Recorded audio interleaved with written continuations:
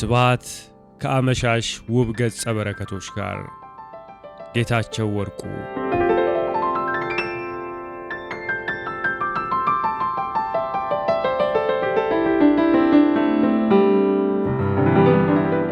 እውነት ለመናገር ስብሐት ገብረ እግዚአብሔርን በአስራዎቹ የልጅነት ዕድሜ ነበር የተዋወቅኩት። በደራሲ በዓሉ ግርማ የልብ ወለድ ሥራዎች ውስጥ ሕያው ገጸ ባህሪ ሆኖ ማለት ነው።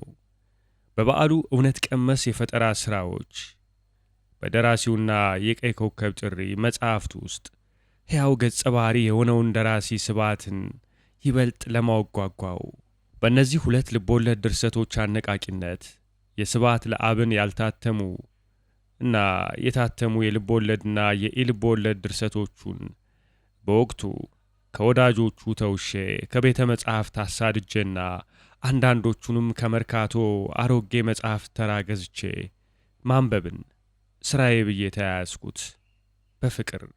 ከ10 ዓመታት በፊት ደግሞ ብሔራዊ ቲያትር አቅራቢያ አሸናፊ መጽሐፍት መደብር በአካል አገኘው ጀመር።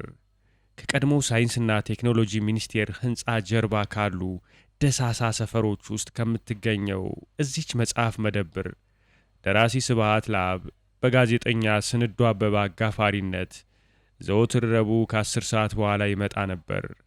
በርካታ አፍላ ወጣቶች በዚያች ጠባብ ክፍል ውስጥ ቀደም ብለን ተኮልኩለን ጠብቀውና ሲመጣ ስለ ኪነ ጥበብ ይበልጡኑ ስለ ስነ ጽሑፍ፣ ስለ ታሪክ፣ ስለ ማህበረሰብ፣ ስለ ስነ ልቦና፣ ስለ ጋዜጠኝነት፣ ስለ ደራሲነት ሙያ በተሟሟቀ ሁኔታ በነጻነት እንወያይ ነበር።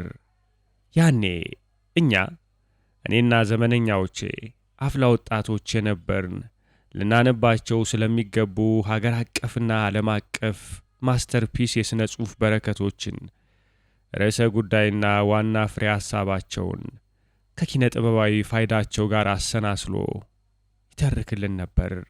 እኔና አቻዎቼ በዚያ የኪነ ጥበብ አማተር እንቅስቃሴያችን ወቅት ዛሬ ጊዜውን በውል በማላስታውሰው ከዕለታት በአንዱ ሰኞ እንዲሆነ በቀንዲል ቤተ ተውኔትና በሩሲያ የባህልና የሳይንስ ማዕከል በፑሽኪን አዳራሽ ትብብር በሚካሄደው የሥነ ጽሑፍ ወራዊ ምሽት ላይ ስብሐት የወሩ የክብር እንግዳ ሆኖ እንዲቀርብ ድምፅ ሰጥተን ተጋብዞ ነበር።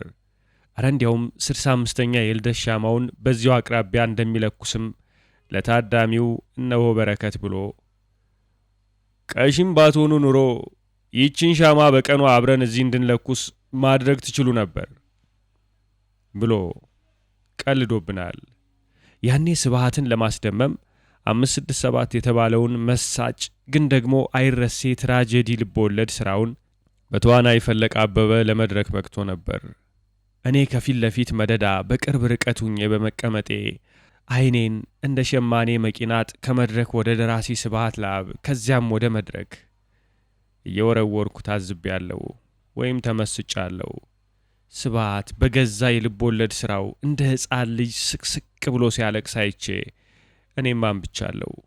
ሴት ልጁ ዜና ስብሐትም ሶፍት ወረቀት እያቀበለችው ልታጽናናው በአያሌው ብትሞክርም አልተሳካላትም።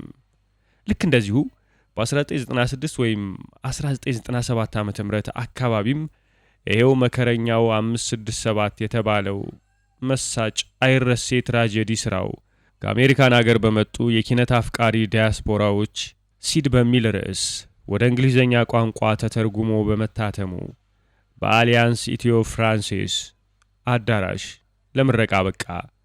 በወቅቱም በእንግሊዝኛ ቋንቋ ሲተረክ አሁንም ስብሐት ለአብ ከመድረክ ላይ ሆኖ ከአንጀቱ ስቅስቅ እያለ ሲያለቅስና ማረቡ በእንባው ሲረጥብ ሳይ እኔም በድጋሜ አብሬው አንብቻለሁ። ምን አይነት የፈጠራ ሥራ ቢሆን ነው እንዲህ አድርጎ ከአንባቢው አልፎ የገዛ ፈጣሪውን የሆነውን ደራሲ ካንጀቱ አንሰቅስቆ የሚያስለቅሰው? በደራሲው ስብሐት በፈጠራ ርዕሰ ጉዳዩና በጥበብ ስኬቱ ያለው መስተጋብር ምንድን ነው? ይሄ በአግባቡ መጠናት ያለበት ይመስለኛል። በወቅቱ ወደ እንግሊዝኛ ቋንቋ የተተረጎመው መጽሐፉ ተተርኮ መደበኛ የመድረክ ዝግጅቱ እንደተጠናቀቀ ደራሲ ስብሐት ሪሴፕሽን ላይ ቢራ እየተጎነጨ መጽሐፉን የገዙ ሰዎች እየመጡ ሲያስፈርሙት ነበር። በርካታ ቆነጃጅት መጽሐፉ ላይ የክብር ፊርማውን እንዲያኖርላቸው በከበቡት ስፍራ ላይ የዚህ ጽሑፍ አዘጋጅ ያኔ የአዲስ አድማስ ጋዜጣ ዘጋቢ የነበረው ሰለሞን አበበ ቸኮልና ጥቂት ወንዶች ነበርን። አቦይ ስብሐት ግን ቀና ብሎ እኛን ገልመጥ ካደረገ በኋላ ሌዲስ ፈርስት እያለ ለቆነጃጅቱ ቅድሚያ ሰጠ። ቀና ብሎ መልከት እያደረገ ሁናቴያቸውን ካጣቀሰ አጭር ማስታወሻ ጋር መፈረሙን ስራዬ ብሎ ተያያዘው። ቢራውን ጎንጨት እያለ ካሁን ለእኛም ፊርማውን ያኖርልናል ብለን ብንጠብቅ ቀና ብሎ መልከት ያደርገንና ድንገት ከተፍ ብላ በፈገግታ ተጥለቅልቃ ሞቅ ለምታደርገው ቆንጂት ከልቡ ታዛዥ ሆኖ ይፈርማል። ለፈገግታዋ አጸፋ እየሰጠ ጋዜጠኛ ሰለሞን አበበ ቸኮል በስጨት ያለ መሰለኝ ጋሽ ስብሐት ለእኛም ፊርማህን አኑሩልንና እንሂድ እንጂ አለው ኮስተር ብሎ። አቦይ ስብሐት ገልመጥ ካደረገን በኋላ ልክ በሰለሞን የቁጣ ድምፅ የታደሉት ጡት ላይ ይፈርማሉ፣ እኛን የማንም ጢማም ወንድ ወረቀት ላይ ፈርምልን ብሎ ያስፈራራናል አለና አስቆን የክብር ፊርማውን አኖረልን። ሰለሞን አበበ ቸኮል ልክ እንደ አቦይ ስብሐት ጢማም ነው፣ ሽበት ባይኖርበትም ቅሉ። ከ3 ወይም ከ4 ዓመታት በኋላ ደግሞ 2001 ዓመተ ምህረት በአዘጋጅነትና በኋላም በዋና አዘጋጅነት ሰራበት በነበረው ሳምንታዊው ነጋድራስ ጋዜጣ ላይ ስብሐት ለአብ በአምደኝነት እንዲጽፍ በመፈለጌ ያኔ አብራው ትኖር በነበረችው ወጣት ቃል ኪዳን ታደሰ ባለችበት አነጋገርኩት። ለመጻፍ ፈቃደኛ መሆኑን በቀጥታ ከነገረኝ በኋላ የክፍያውን መጠንና ያከፋፈሉን ሁኔታ ግን ከቃል ኪዳን ጋር ተነጋገር አለኝ።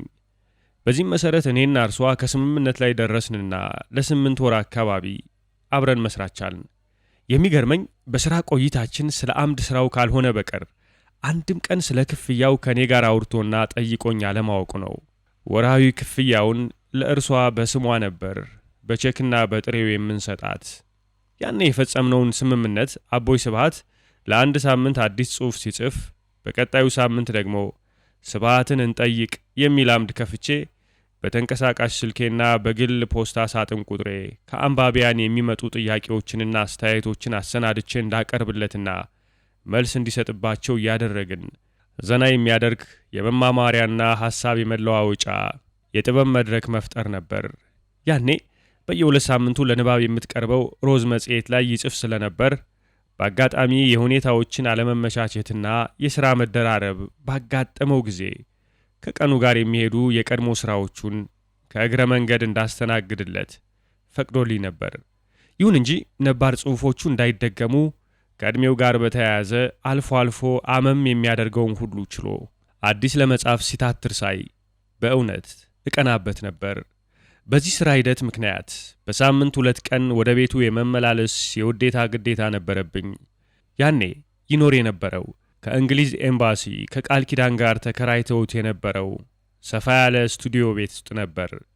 ቆየት ብሎ ግን የመጨረሻዋ ሴት ልጁ ኩኩሻ ከውጭ አገር በመመለሷ አቧሬ ወደሚገኘው የጋራ ቤቶች አምርተው አንደኛ ፎቅ ላይ ባለ 2 መኝታ ቤት ተከራይተው አንድ ላይ መኖር በመጀመራቸው እኔም ምልልሴ ወደዚያ ሆነ። ያኔ የሥራ ባልደረባዬ ከነበረው ፎቶ ጋዜጠኛ አንተነህ አክሊሉ ጋር አብረን ቤቱ ሂደን ልክ እንደ ፓፓራዜ እንቅስቃሴውን ሁሉ እየተከታተልን በርካታ አሪፍ የጋዜጣ ፎቶዎች አነሳ ነው። በቃ ሲበዛ ላይንም ጥሩ አይደለም እስኪል ድረስ ነበር አንተነህ ልክ እንደ በረኛ ምስሉን በካሜራው ቀልቦ ያስቀረው። ዘወትር ሰኞ እቤቱ እየሄድኩ ከአንባቢያን የመጡለት ጥያቄዎች ላይ የራሴን እያከልኩ አቀርብለትና ዘና ያለ ኪናዊ ጨዋታዎችን እንጀምራለን። ምሳ አብረን እንመገባለን። ቃል ኪዳን በባለ ጡት አልባ የትግሬ ጀበና፣ አንዳንዴም በባለ 2 ጡት ጀበና የምታፈላውን ቡና እንጠጣና እኔ ወደ ቢሮ መለሳለሁ።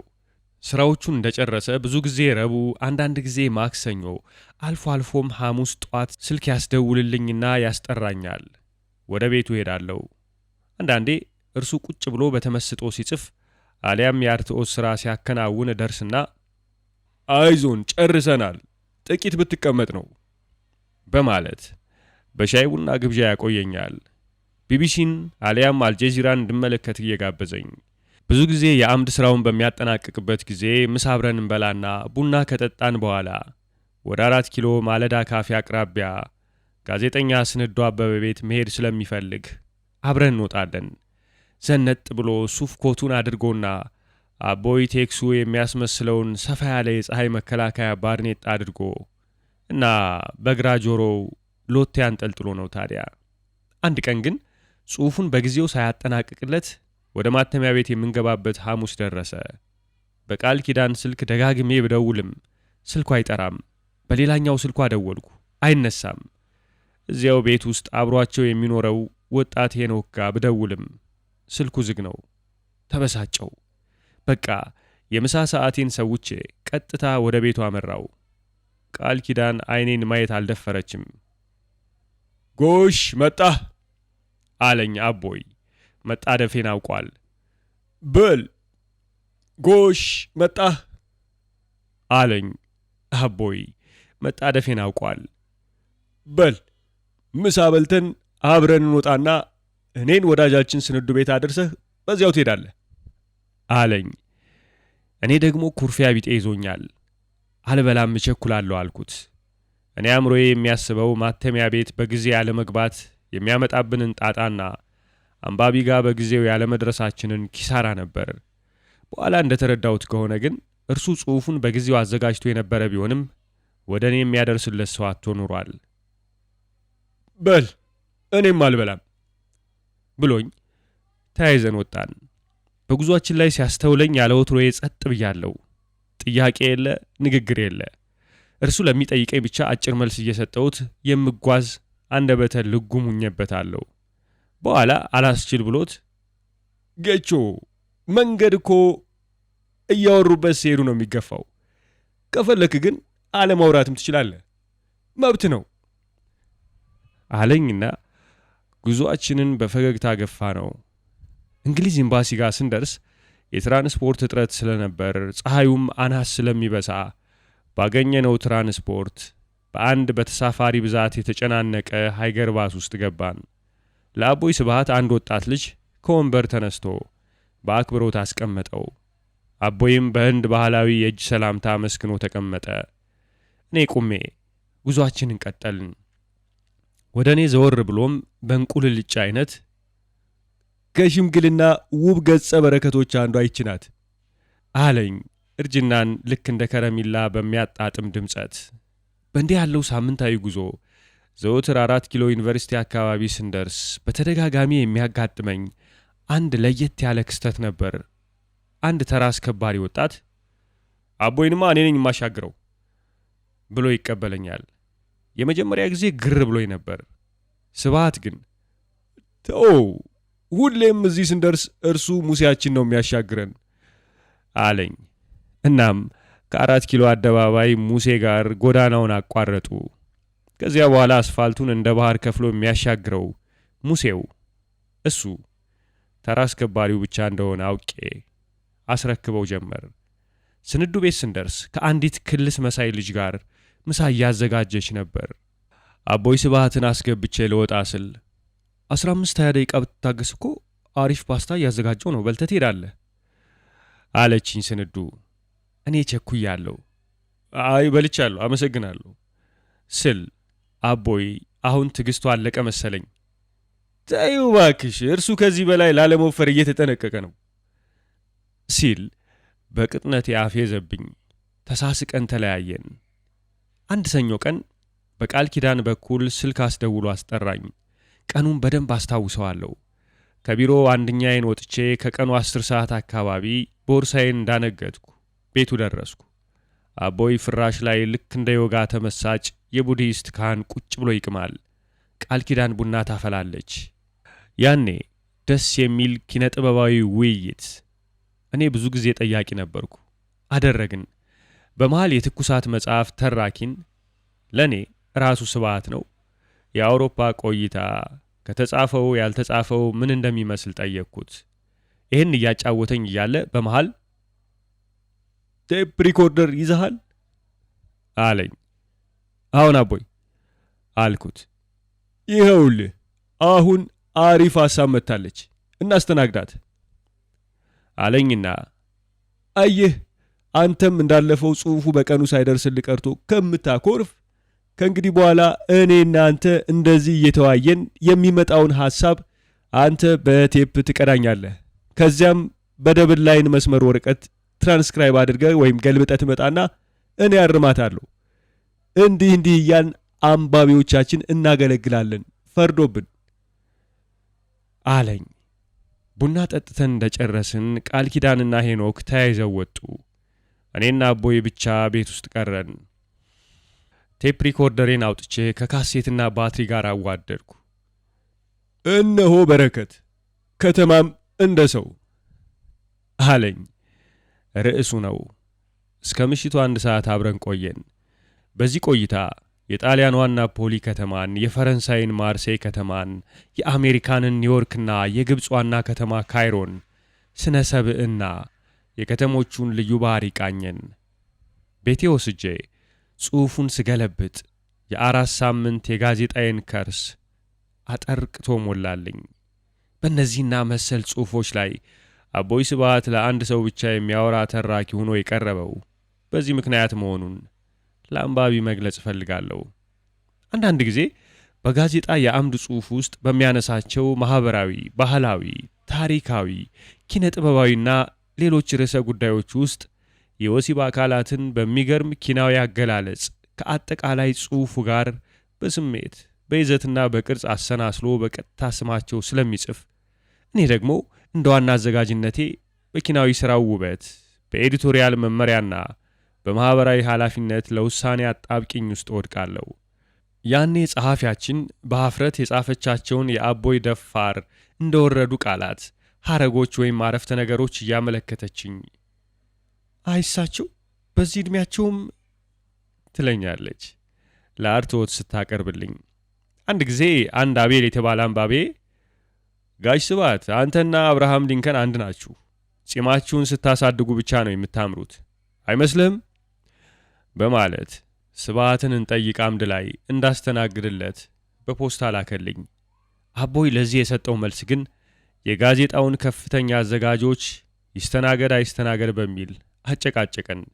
አቦይ ሐሳቡንና ጥበቡን የገለጸበትን ቃላት፣ ሐረግና አረፍተ ነገር መቀየር አጠቃላይ የጽሑፉን ስሜትና ድባብ ስለሚረብሸው እኔም በቦታው የተቀመጥኩት በነጻነት የተጻፉ ሥራዎችን ሳንሱር ለማድረግ ሳይሆን የተሻለ መልእክት፣ የላቀ ውበት፣ አዲስ መረጃና ኪናዊ ጣዕም ያላቸው ሥራዎች ለህትመት እንዲበቁ ሙያዊ አስተዋጽኦ ማበርከት ነው ብዬ ስለማስብ፣ በሌላም አንጻር የማህበረሰቤን ባህልና ወግ ጠብቆ መራመድ ሰዋዊና ሙያዊ ግዴታዬ መሆኑን ስለማምን ጭንቅ ጥብብ ብዬ በራሴ ውሳኔ መሰረት አንድ የመሃል መስመር አዘጋጀው። አቦይ በቀጥታ የጻፋቸውን የወሲብ አካላት በጨዋ ቋንቋ ከመለወጥ ይልቅ ከመሃል ወይም ከመጨረሻ አንድ ፊደል በመግደፍና በነጠብጣብ በመግለጽ በገደምዳሜ ማንም ጸሐፊውም አንባቢውም ምንም ሳይጎድልበት እንዲስተናገድ አደረግኩ። ለአንባቢያን ግንዛቤ እንዲረዳ አቦይ ቃል በቃል የሰጠው መልስ እነሆ እንደወረደ። አቤል ሆይ፣ በአስቂኝነትም ቢሆን ስሜን ከአብርሃም ሊንከን ጎን በመጻፍህ ታላቅ አክብሮት ስለቸርከኝ እንደ ስምህ የተባረክ ሳትሆን አትቀርም እላለሁ። እንዲያም ሆኖ ጺሜን ተላጭቼ በግንባር ተገናኝተን ስለማናውቅ እና ወንድ ስለሆንክ ጺሜን ብላጨው አምራለሁ ወይስ አስቀይማለሁ ልትገምት አትችልም። ስለዚህ ልንገርህ፣ ቄስ ባልሆንም የቄስ ልጅ ነኝና ፈጣሪ የሰጠን ጺም የፊታችን ልብስና የወንድነታችን ጌጥ ይሆን ዘንድ ነው። ፊት ጺም ባያስፈልገው ኑሮ አይበቅልለትም። ስለዚህ አንገቴን እሰጣለሁ ከመላጨቴ በፊት። እንዲያም ሆኖ በጉርምስና ዘመን ምን እንደነካኝ እንጃ ጺሜን ተላጨው። ጸጉር አስተካካዩ ላጭቶኝ ጨርሶ መስታወቱን እፊቴ ቢደቅነው ጊዜ እንዲህ አምራለሁ ለካ አልኩ ለራሴ። ወይ መልኬ፣ በእጅ የያዙት ወርቅ መዳብ ሆነህብኝ አባጨጓሬ በሚያስመስል ጸጉር ጋረድኩ እያልኩ የጺም መላጫ ከናረፋው ከነኮሎኙ ስንት ያወጣ ይሆን? ይሄ እንግዲህ እኔን ሁኜ ፊቴን ሳየው ነው። ጓደኛዬ ሰለሞን ደሬሳ ግን ገና እንዳየኝ ሳቁን ለቀቀው። ምን ያስቃል? ጺሙን የተላጨ ሰው አይተህ አታውቅም? ኧረ እኔስ በየቀኑ ስንትና ስንት ያለው እና አንተ ግን የአፄ ቴዎድሮስን ቆዳ መሰልክ። አይለኝም መሰለ። ጺም የመላጨቱን ጉዳይ ወዲያው እርግፍ አድርጌ ተውኩት። ስንቷን ሴት ልትቋቋመው የማትችል የወሲብ ፈተና ልሆንባት። ወጣቶቹ ሴቶችን እንኳ ያን ያህልም አላሳሰቡኝም። አንዳንዶቹንም ራሴ ባስተናገርኩ፣ ብሔራዊ ግዴታዬን በሚገባ በተወጣው። በዕድሜ ጠና ያሉትንና ባልቴቶቹን ሳስብ ግን ከዚያም የላቀና ግብረ ሰናይን የተላበሰ ብሔራዊ ግዴታዬን ጺሜንስ ከመላጨቴ በፊት አንገቴን እሰጥ የሚል መፈክር በህሊና ውስጥ አንግቤ እንደምታየኝ አቡነ ጢሞቴዎስን መስዬ ቀረው እልሃለሁ። ከነጋ ድረስ ጋዜጣ የአምድ ስራውን ባቆመበት ወቅትም አልፎ አልፎ አገኘው ነበር እና አንድ እሁድ ጠዋት በአጋጣሚ ከቤቴ ወጥቼ አውቶቡስ ተራ አካባቢ የምፈልጋቸውን መጽሐፍት የሚያዘጋጅልኝን ነጋዴ ለመጎብኘት ጉዞ ላይ ሳለው አቦይ ስብሃትና ቃል ኪዳን ተያይዘው ከታክሲ ሲወርዱ ፊት ለፊት ተገናኘን። አቦይ ዝንጥ ብሎ ነበር። ጥቁር ሰማያዊ ሱፍ ለብሶ ጠቆር ያለ ሆኖ ወርቃማ ሪቫን ያለው ሰፊ ባርኔጣ አጥልቆ ነበር። እስክጠጋው ድረስ ዝም አለኝ። አቦይ ጌታቸው እኮ ነው አለችው ቃል ኪዳን። እና ቢሆንስ አላት እጁን ለቦክስ በሚመስል ጨብጦ ወደ እኔ እየላከ። ሰላምታ መሆኑ ነው። ወዴት እንደሚሄዱ ጠይቃቸው አንዲት የ4 ኪሎ ልጅ ወዳጃቸው ከሱስ ለማገገም አማኑኤል ሆስፒታል በመግባቷ እሁድን ከእርሷ ጋር ለማሳለፍና ለመጠየቅ ወደዚያ እያመሩ መሆኑን ነግረውኝ ፍቃዴ ከሆነ እንድቀላቀላቸው ጠየቁኝ። የመሳለሚያ ታክሲ ውስጥ እያለን ይኸውልህ እንግዲህ ዛሬ እንድንገናኝ ተጽፎብናል አለኝ። መሳለሚያ ወደ አማኑኤል መውረጃ ጋር አንድ የማውቀው ሬስቶራንት በረንዳ ላይ ቁጭ ብለን ቁርስ በላንና እርሱ ቡና እኛ ሻይ ፉት እያልን እንቅስቃሴውን እየተከታተልኩ ብዙ ፎቶዎችን በሞባይል ስልክ ያነሳሁት። ከዚያም ወደ አማኑኤል ሆስፒታል በእግራችን ቀስ እያልን ወረድን። ሲራመድ መሬትን አጥብቆ አይረግጥም። እርምጃው የድመትን አረማመድ ያስታውሳል። ነጠቅ ነጠቅ። አማኑኤል ሆስፒታል ገብተን የታማሚዎች ክፍል እስኪጸዳና የመጠየቂያ ሰዓት እስኪሞላ ድረስ ከውስጥ በራፉ ጋር ቁጭ አልን። ጥቂት የማይባሉ ጺም እንኳን ገና ያላቀመቀሙ የአእምሮ ታማሚ ወጣቶች እየመጡ አባባ ይሉት ጀመር። አንዳንድ ብር ሰጣቸው። አንዲት በአካል የገዘፉ የአእምሮ ህመምተኛ ባልቴት ካነጋገራቸው የሰሜን ሸዋ ሰው ይመስላሉ። አቦይን በተደጋጋሚ እያወሩት አይደል እያሉ እርግጠኝነታቸውን ከርሱ ይጠይቃሉ። ተመልሰው የሄዱና እንደገና ሌላ ወይም ያንን ወሬ ያወሩትና እርሱን ያስረግጡታል። ያለ መሰልቸት አዎን እያለ የሚፈልጉትን መልስ ይሰጣቸዋል።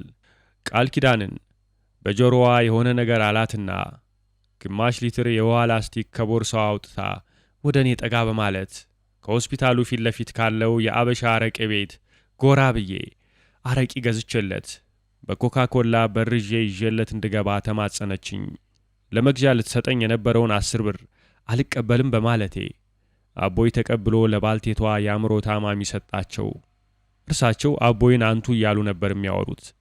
አሁንም አንቱ እያሉ መረቁት።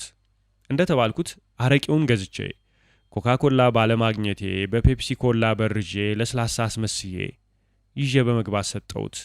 አመስግኖ በአክብሮት ተቀበለኝ። በኋላ ጽዳቱም ተጠናቆ የጥየቃ ሰዓቱም ደርሷል ተብለን በጥበቃዎቹ አስተናባሪነት ሴቶች ክፍል ልንገባ ስንል እየተከተሉ ለሲጋራ የሚለምኑንን የአእምሮ ታማሚዎች ጥበቃዎቹ በአለንጋ ሾጥ እያደረጉ ሲመልሷቸው አቦይ ፊት ላይ የመሳቀቅ ሁኔታ አንብቤ ነበር። ላወራው ፈልጌ ግን አየ ሰው ልጅ እያለ ተመስጦ ውስጥ ስለነበር አዳገተኝ። የሱስ ማገገሚያ ታማሚዎች የሚተኙበት ክፍል ገብተን የተባለችውን ብስል ቀይ በአንድ ወቅት በጣም ቆንጆ እንደነበረች ለሃይዋ የሚመሰክርላት ልጅ ከበራፉ አቅራቢያ ባለ አልጋ ላይ አገኘናት። ልክ እንደተመለከተችን አቦይ ብላ አቅፋው ስቅስቅ ብላ ማልቀስ ጀመረች። ከቃል ኪዳንም ጋር ተቃቅፈው ተላቀሱ። ልጅቱ ሁኔታው የተመቻት አትመስልም። ታሳዝናለች። ተመልሳ ደግሞ ዛሬ ትመጣላችሁ ብዬ አልጠበኩም ነበር፣ ጎሽ እንኳን መጣችሁ ብላ በደስታ ትፈነድቃለች። ሳቋ ደስ ይላል፣ ግን ሳቋም ቢሆን እንባ አለው። አቦይ በረንዳው ጋር ወጣ ብሎ ቁጭ ካለ በኋላ አረቄ ፔፕሲውን መጎንጨት ጀመረ። ሲጋራም አጤሰ። ቃል ኪዳን ለልጅቱ የሆነ ነገር ሰጠቻትና ሁለቱ ተያይዘው ወደ ውጭ ሲወጡ እኔና አቦይ ደግሞ ወደ ውስጥ ገባን። እኔን ወንበሩ ላይ እንድቀመጥ ለቀቀልኝና እርሱ የእርሷ የታማሚዋ ልጅ አልጋ ላይ ጫማውን አውልቆ በጀርባው ተንጋሎተኛ። አሁን መጫወት እንችላለን አለኝ አይኑን ጨፍኖ። በወቅቱ በአእምሮዬ ላይ ይመላለስ የነበረውን አንድ ጥያቄ ወረወርኩለት። አቦይ፣ ለመሆኑ የተስፋዬ ገብረአብን ስራዎችን የጋዜጠኛው ማስታወሻና የደራሲው ማስታወሻ አንብባቸዋል አልኩት። በሚገባ። እንዴት አገኘው አልኩት። አየህ፣ አንተ እንግዲህ ወጣት ደራሲ መሆንህ ስለማይቀር አስተውል። በአብዛኛው እውነት ከሐሰት ጋር ተጣምራ ነው የምትቀርበው። ተስፋዬም ይህችን ጠንቅቆ ያውቃል። አሪፍ ደራሲ ነው።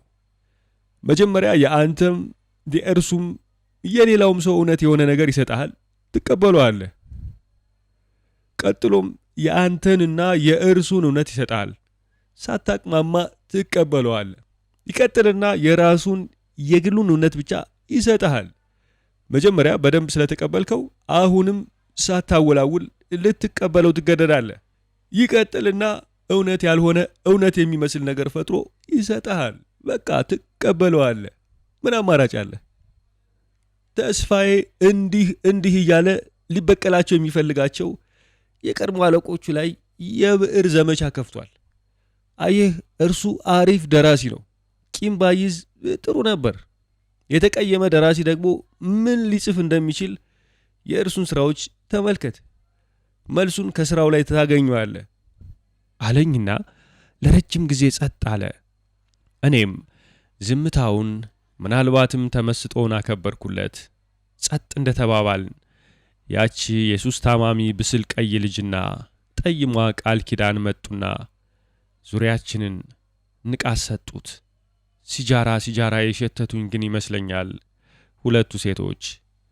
ምን አይነት ሲጃራ? በእውነቱ አላውቀውም። ይቺ ብስል ቀይ የ4 ኪሎ ልጅ የአማኑኤል ቆይታዋን፣ የታማሚዎች አያያዝ ሁኔታና ሌላም የያዘችውን የቀን ውሎ ወይም ዳያሪ ለአቦይና ለእኛ አሳይታን አንድ ቀን ወደ መጽሐፍ የመቀየር ሐሳብ እንዳላት ስታጫውተን አቦይ ታደርጊዋለሽ ሲል አበረታቷት። እውነት ህልሟ ተሳክቶ ይህ መጽሐፍ ከወጣ ብዙ ተጨማሪ ነገሮችን የምናገኝ ይመስለኛል። ከአማኑኤል ሆስፒታል ስንወጣ ከሰዓት በኋላ ተጋምሶ ጀንበር እንደማዘቅዘቅ ብላ ነበር። በእንባ እንደተቀበለችን በእንባ ሸኘችን። ያቺ ብስል ቀይ የ4 ኪሎ ልጅ አቦይና ቃል ኪዳንን አውቶቡስ ተራ ጋር እንዳገኘዋቸው አውቶቡስ ተራ ጋር ተለዩዋቸው። በዚያው በተለመደው የህንድ ባህላዊ ሰላምታው አሰናብቶኝ በታክሲ ተፈተለከ። አቦይ ስብሐት ለአብ ገብረ እግዚአብሔር። ከዚህ በኋላ እኔም እንደ ማንኛውም ሰው ቀብሩ ላይ ነው የተገኘሁት። 4 ኪሎ ስላሴ ቤተ ክርስቲያን። አለቀ በቃ። ይኸው ነው ኦሮማይ።